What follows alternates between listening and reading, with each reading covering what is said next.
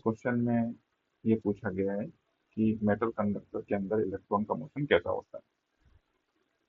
तो सबसे पहले तो आप ये समझिए कि जो भी इलेक्ट्रिक लाइंस होती हैं वो पॉजिटिव चार्ज से निकलती हैं और नेगेटिव पर टर्मिनेट होती हैं, और इलेक्ट्रिक लाइंस के डायरेक्शन में ही पोटेंशियल डिक्रीज होता है। तो ये हायर पोटेंशियल हो गया और ये लोअर पोटेंशियल हो गया।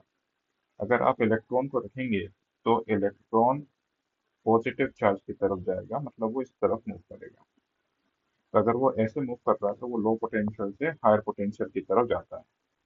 तो पहला तो हाँ, ये हो सकता है लो पोटेंशियल से हाई पोटेंशियल की तरफ वो जा रहा है।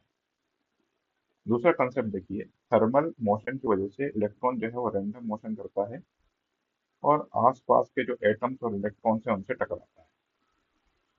और ये वेलोसिटी, रैंडम वेलोसिटी बहुत ज़्यादा होती है, बट इसकी वजह से वो करंट में कोई कंट्रीब्यूशन नहीं होता है, क्योंकि इलेक्ट्रॉन किसी डायरेक्शन में, पर्टिकुलर डायरेक्शन में मूव ही नहीं कर पाता।